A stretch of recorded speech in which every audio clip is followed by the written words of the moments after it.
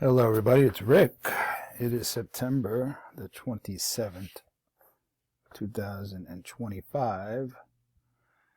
And today I want to make a suggestion on how to properly invoke your constitutional right against self-incrimination. Okay, and if you'd like to reach out to me, if you're interested in receiving my paperwork to challenge child support, here's how you can reach me. These are my email addresses.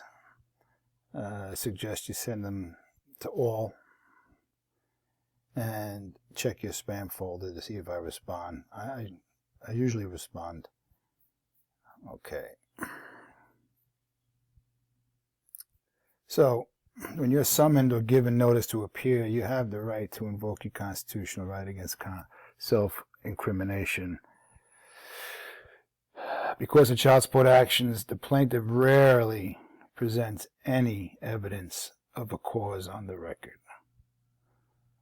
To make a finding of facts in the plaintiff's favor, which is what they want, that's how they make their money, the court or tribunal, which is the same thing, relies on your testimony and answers to questions to gather evidence to use against you. By invoking your constitutional right against self-incrimination to avoid providing the court with factual evidence that can be used against you. And I probably worded that wrong even though I wrote it. What I'm saying is you should invoke your right. That way you do not give them any ammunition. Now, I can't tell you how many times people respond to me, and the usual response from these tricksters is that doesn't work in civil courts. That doesn't apply in civil courts. Okay? And I just said that. Many child support courts will use trickery by saying that invoking your right against self-incrimination is not allowed in civil courts. That's a bunch of BS. So what I do suggest your response could be, again, it's just a suggestion, okay? It is a fact that for the state to participate in the federal state child support enforcement program under Title 4D, there must be state criminal non-support laws. That's the key right there. Excuse me. And I hereby invoke my constitutional right against self-incrimination, as is my right. Now, why are you doing that? Because by volunteering information, you risk being charged with a child support non-support law or a non-support law. But that's the likelihood of that happening is probably not, but there's your excuse for using it. Okay? Because there has to be some type of criminal repercussion to invoke this right against self-incrimination.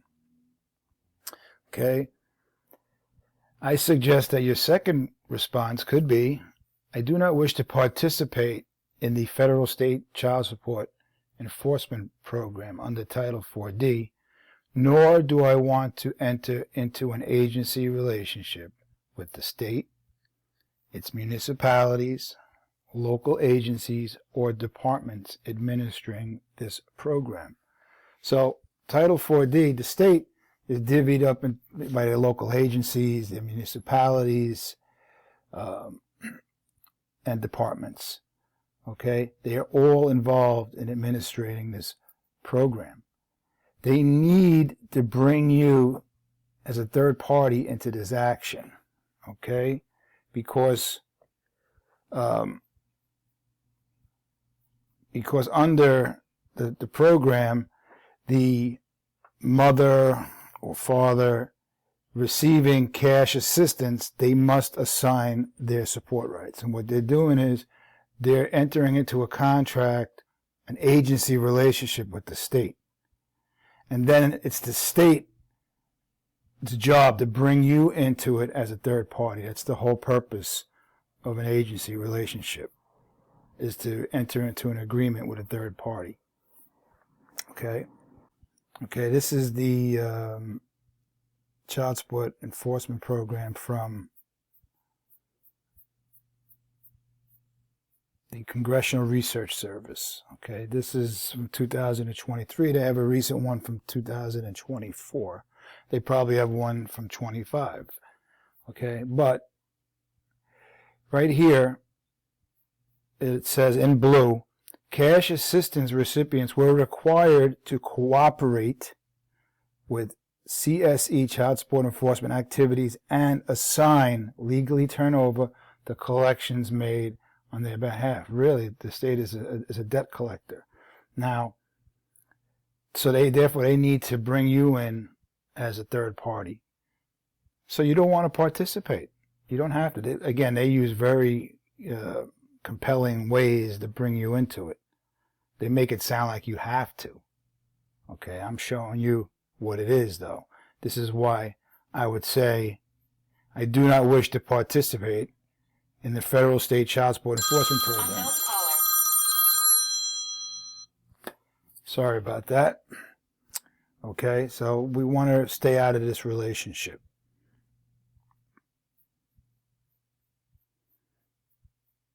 Okay, so, hold on a second. Let me get back to that here.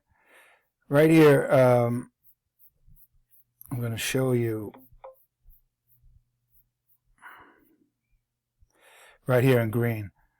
Other program requirements include that jurisdictions have civil or criminal contempt of court procedures and criminal non-support laws.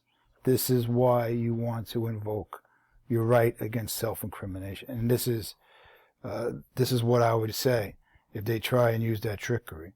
Well, it's my understanding that the state must have non-support laws, and I wish to invoke my right because I do not want to be found guilty or charged with criminal non-support.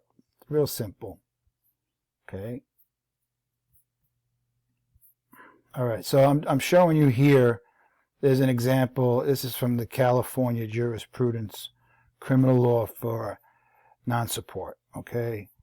So down here it says in the green bracket here, as set forth in penal code is for crimes. The crime of non-support of a minor child must be committed willfully.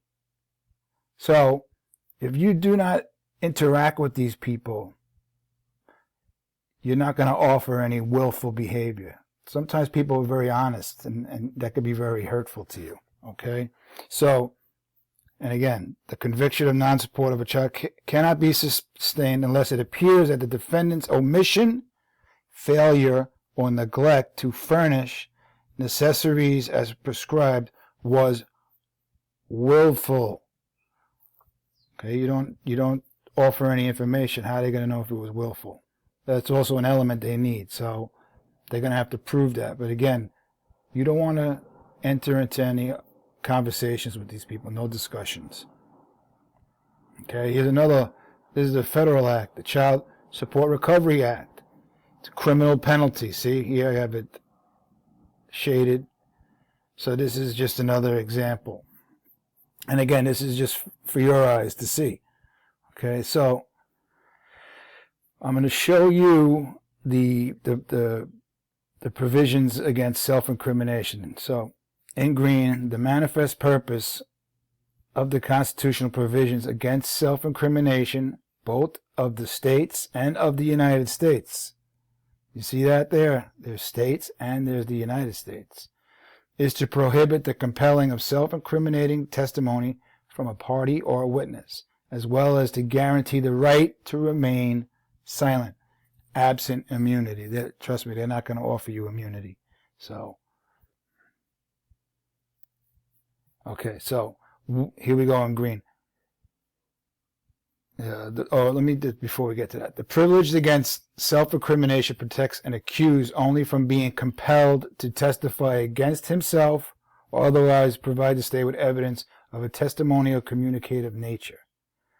One cannot be forced to choose between forfeiting a constitutional privilege, I like to say their rights, but against compelled self-incrimination, on the other hand, or asserting it, suffering a penalty for doing so on the other.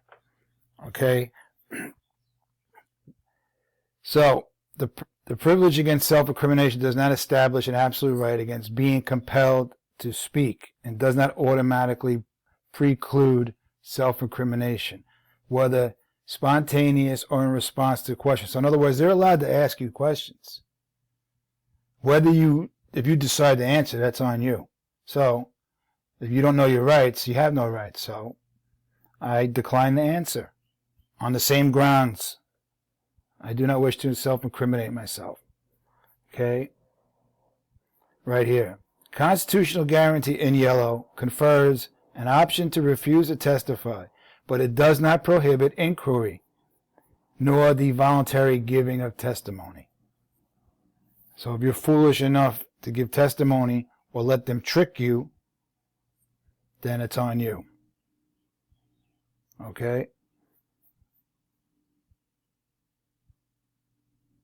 Okay.